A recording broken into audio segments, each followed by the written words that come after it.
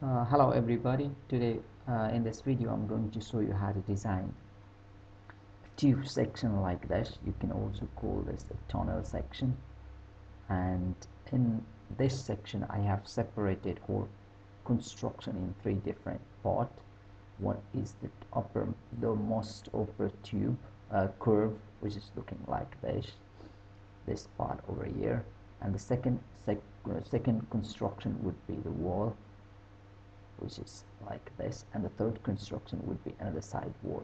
These two walls are symmetric, so we're going to design only one which can be valid for both the wall, and it's same with footing.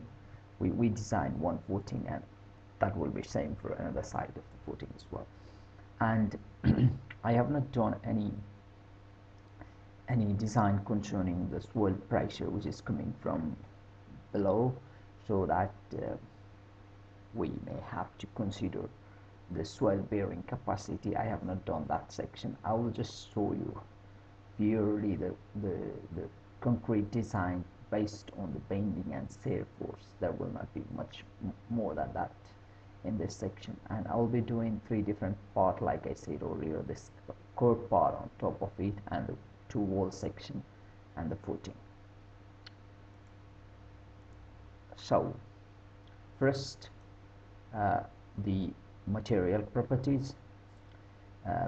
FCK, I've used concrete FCK uh, with 30 MPa capacity, and safety factor of concrete is 1.5, and reduction factor is 0.85, and all other values related to concrete can be are based on the Eurocode table, which is looking like this. You can get the value for the concrete class up to 90 MPa straight from the table. So it's most of the values, they're coming straight from the table. And coming back to steel capacity is 500 MPa, and ES is 200 GPa. In a steel structure normally they are 210 GPa, but in this steel which we are using for concrete construction, or they're called reinforcement steel, they are 200 GPa.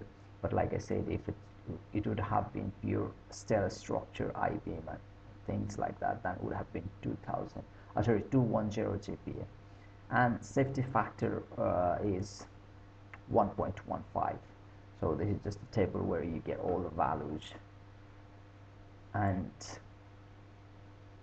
first we design the footing which is looking like this rectangular part, and I have assumed the maximum bending moment on the footing would be about 300 MPa, and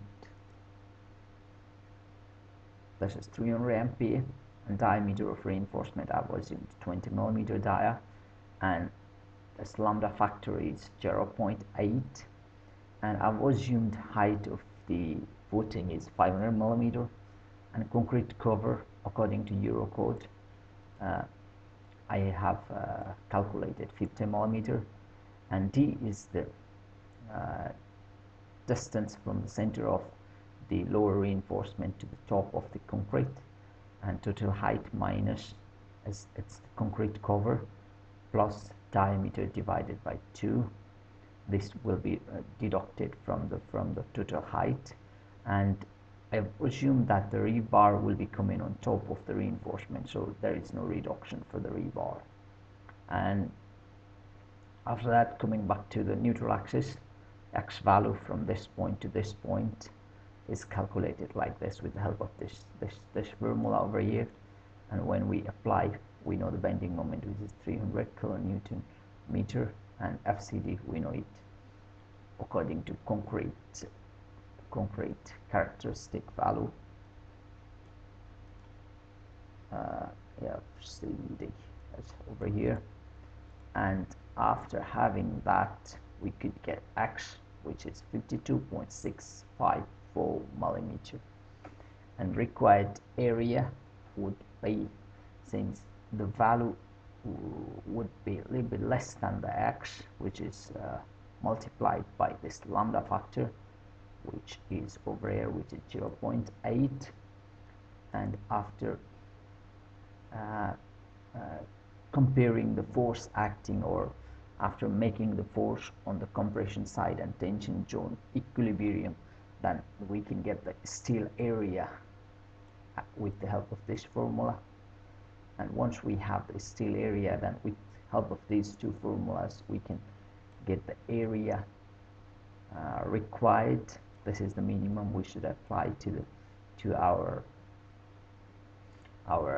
design, and required is looking like this. Once we apply the T20 at the distance of 150 millimeter, it fulfills the area requirement. And just to make sure that it happens, this is over here, if this goes more than the applied reinforcement, then this will say recheck, and we have to go back and do the check and increase the reinforcement again. The same process can be same thing can be done with another process as well, where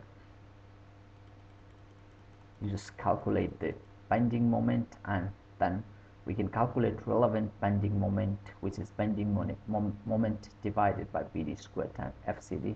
This FCD value comes from the table, and the height ratio beta is looking like this. Once we apply these two, then lever arm Z value, which is from this FC, this point, to the F concrete capacity, and to the steel capacity, which is looking like from the center of the steel to the center of this zone, concrete compression zone. And once we know Z, then we can calculate the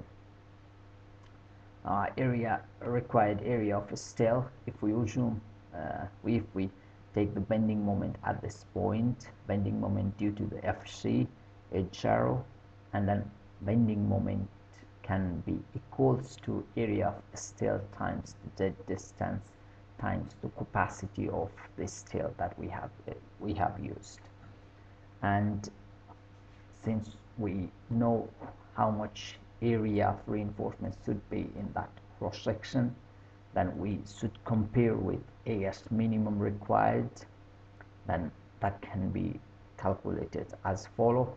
And once we know the area required, this always has to be less than this value over here. Once it happens, then it's okay. And if we assume that we are using T20 at 150 distance, it will give us 2094 millimeters square, which is more than 1647 millimeters square. That is why the reinforcement is okay for the bending if we use T20 at the distance of 150.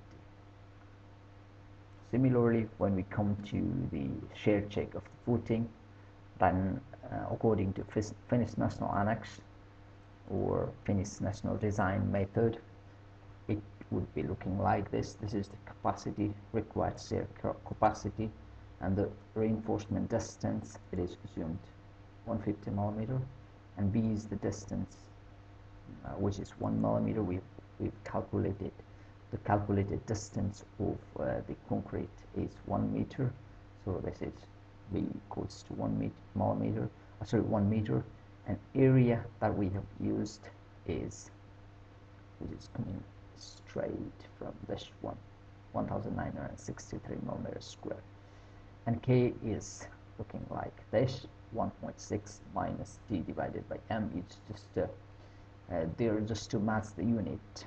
This is just a meter, so because K does not have any unit, so it has to be looking like this in MathCAD. Anyway, D should be the distance, measurement in meter, not in centimeter or millimeter, but in meter. After that, it is looking like this, and A shell is this, we know already, and shear resistance of concrete can be calculated as follow, and the steel ratio, this is the ratio because we need that value to calculate the shear capacity, and to do so This is the area of reinforcement that we have used divided by breadth times the distance, and it is looking like this. Once we apply all the values, it shows the cross section has the capacity of 253.447 kilonewton, and in our case required capacity is 370 kilonewton. This tells us that we need to have additional shear reinforcement, and to calculate that we have to go further and we have to calculate the shear reinforcement for our cross section, and this is the pure capacity without having the shear reinforcement. And once the capacity is not enough, then we have to go further and do the design of the shear reinforcement. And FSD is equals to FYD. It's the capacity of reinforcement after getting those factor, which is 1.15, 500 divided by 1.15, then we get this. Wolf angle is assumed to be 45 degree, and PW mean has to be calculated to calculate the shear reinforcement, and that is equals to 0.8 times root under FCK divided by FSD. There is MPa just to mask the just to get the unit cancelled, because otherwise the value would be different than what we want. And PW mean does not have any unit,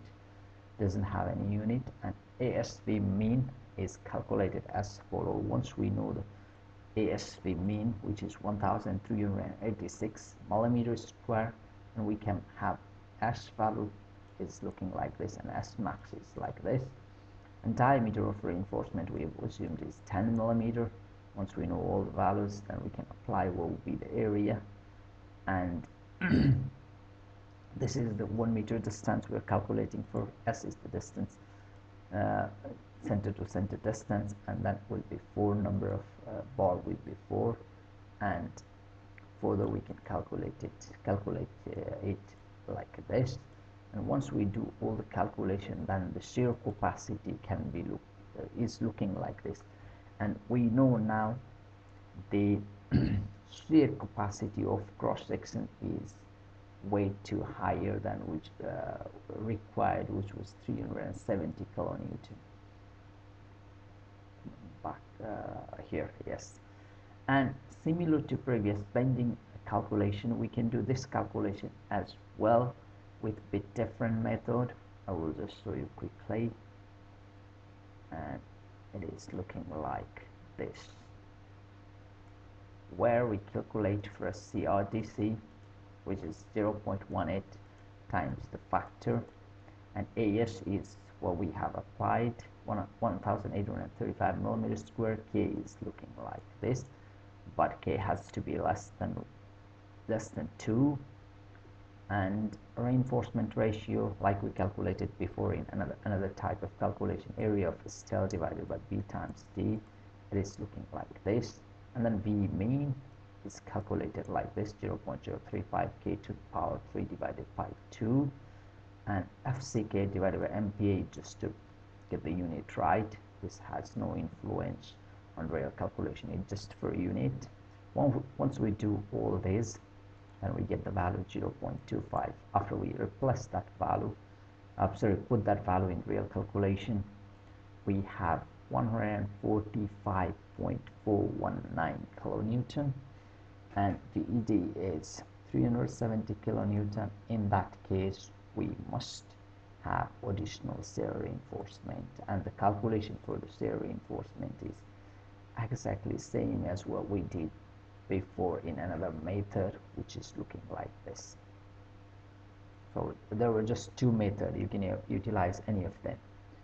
And after that, once we complete the footing design, then we come to the design of wall section. And in wall section design, if we assume that wall is looking like this, and this has maximum bending moment of let me see, what is the 600 kilonewton meter per meter, then it can be calculated as below. In the second part of the calculation, I have used only one method, because then once you know the two different method earlier, once I showed you the two different method, I don't think I need to show them again, so that's why I didn't do that. So it's just the same calculation pattern we follow for wall section. Maximum bending moment is 600 kilonewton meter per meter, and height thickness of the section is 600 millimeter, and neutral axis we get it like this, and diameter reinforcement we assume that's 20 millimeter.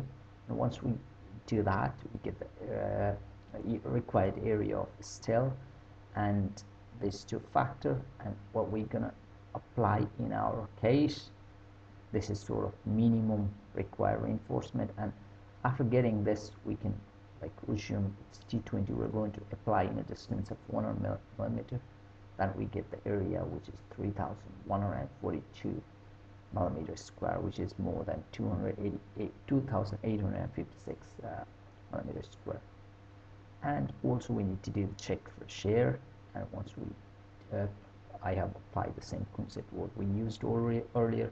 There is no difference. B is the shear capacity, and in this time we have distance center is 150 millimeter. After having all the values, we get the capacity, which is 280.724 kilonewton, which is more than 244 kilonewton. So it's okay. Shear check is okay.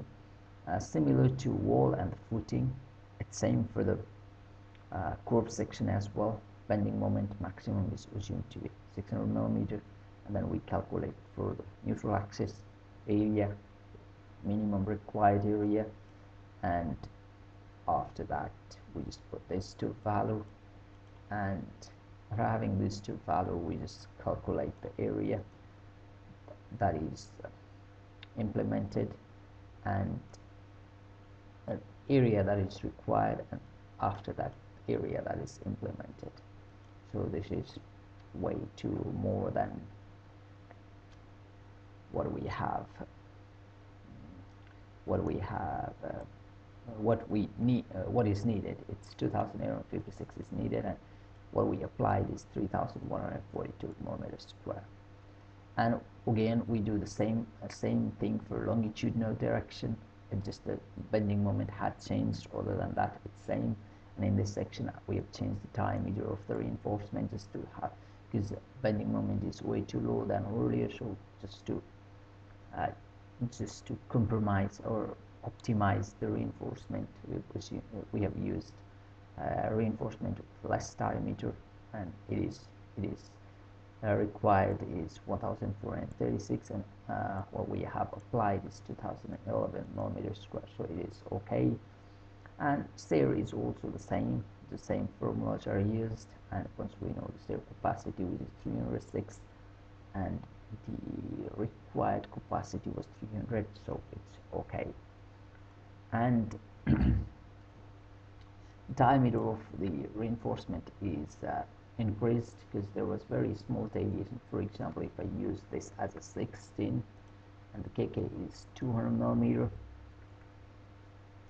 there will be 280 the capacity of our cross section, and required is 300. There is very small deviation, so I just increased the reinforcement size and the center to center distance. This gave me the required capacity.